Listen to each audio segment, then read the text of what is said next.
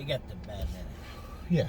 We are here, Mario and I. This is Zach, Mario's son, in the back.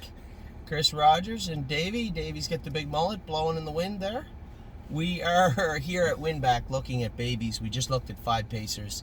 Did videos for the 5 Pacers we liked. Heading down to look at trotters. There's 13, I think he said 13 trotters, right? 13 trotters on site that we're going to be looking at this morning. 8 fillies, 5 colts. Right. 8 fillies, 5 colts, right. So, Mario's barn, he had a good year all year, quite a bit better than the 2 previous. We had some horses to work with. World for 2 went out with a bang last night, looked great. I hadn't really told everybody yet, but everybody knew it was coming, though. You know, that's it for World for 2 for 2020, or 2021. Had a pretty good year, all things considered. I know, you know, there's a lot of people that wanted him to go to Pennsylvania, a lot of people that thought he should go, a lot of people that wanted to give him a chance, but what they don't realize is Pennsylvania's deep. It's tough. And if the horses aren't at 100% both mentally and physically, you're going to have problems in the U.S. So, World for 2 is all done for the season. Went out with a bang, a win in 55 in the mud. It was muddy, eh? I was right, see? Yeah, you were. Wasn't that bad, though. No, bad enough, though. Yeah. I told Mario yesterday morning that I wasn't going to drive World for 2 in the mud. There's lots of things that I'll do, but driving in the mud's near the bottom of the list. First Glance has had a great year now. I told everybody, as First Glance gets up around, how much he got made now, do you know? You know the horse that beat him 2 weeks ago in 53-3? Yep. They sold him the next day for 45 US in Yonkers. Yeah, and not a shocking bit at all. You know. And I had told, that's a good point you make. You know, as this horse gets through the fall, gets a few more wins, gets more money on his card, that's the time to maybe put that horse, a big, great, good-looking horse like him in Harrisburg. You get good money for that colt, right? You get 35,000-40,000 in Yonkers. Yeah. And then New York. Yeah, absolutely will. And that's where horses like him end up, right? And so First Glance, he's raced great all year. I don't think he's thrown in a bad mile all year. The horses look fantastic.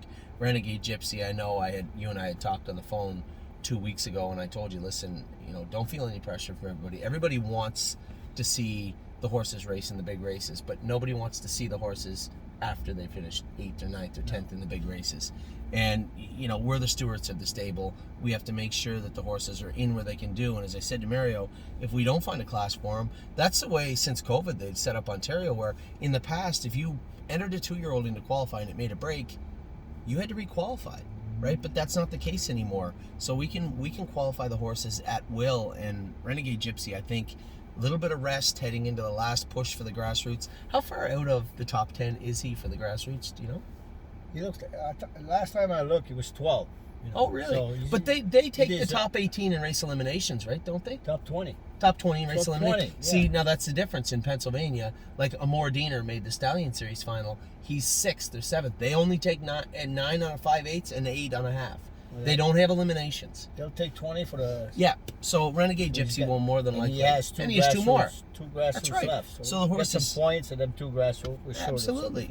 And I mean, there's a horse that's fresh. You know, he didn't have to race against those horses at the Champlain. He's fresh now, going into the rest of the summer. I think that was absolutely the best way to do it. Now, Rosie's Masterpiece has turned out... How long has she been in for? She's been out for at least 5, 6 weeks? 6 weeks. Yeah.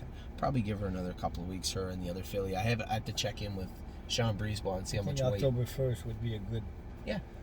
A good time to bring her back. Yeah, I don't think it's a bad idea Get at her all. ready for... Stumber Ciccati also, he went out in the field, as I said to everybody. You know, it's a good thing that you caught the lines when he did, because if you had raced him that week, he likely would have broke his knee. There's no more lines. Yeah, so he looks good now. The horse is perfect.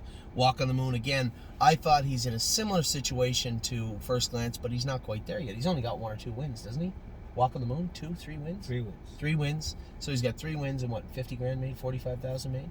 He's got 30 this year, and he made 32 last year. Oh, he's got 30 this year? Yeah. Oh, so he's up around 60.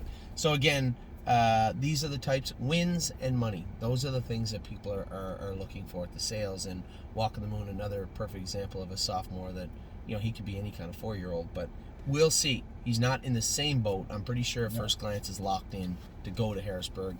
The other colt, not so positive yet.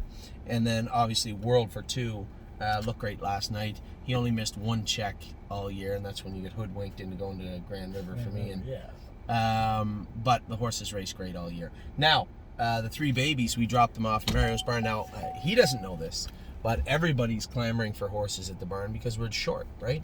We had changed the way we do things this year. We are short of horses, so to speak, from what the capacity we usually have. Now, when we get done with the yearling sales, and as I said to everybody on these videos, we are going to purchase some race horses also. Not only are we just getting rid of the horses that have saturated those classes and tried to have an exit plan for them at the right time, we're going to try and purchase horses also. A lot of people are putting younger horses in bigger stables that look at a horse that's like a 2-year-old Buckeye stallion or grassroots horse. They don't want those horses. So they dump them in the sale, or horses that haven't raced yet, or horses with small amount of money that are 3-year-olds. To them, it's a different game. To us, what we're looking for and what we want is not necessarily the same as everybody else. For us to have horses that can race all fall and all winter, we need horses that fit classes. Did you say this barn? Yeah, it's this barn. Yeah. So that's the plan for us. That's Mario's barn. Not a lot of horses there. As Harry's right around 4, 5, 6 right now, but that will all change heading into the fall. So that is it for Mario's barn. And Zach, what you playing baseball right Tonight, big game tonight, big playoff game tonight. Really? Yeah, against Hogan. Oh, that's awesome. Well, good luck tonight, bud. All right. And I will talk to all of you very, very soon.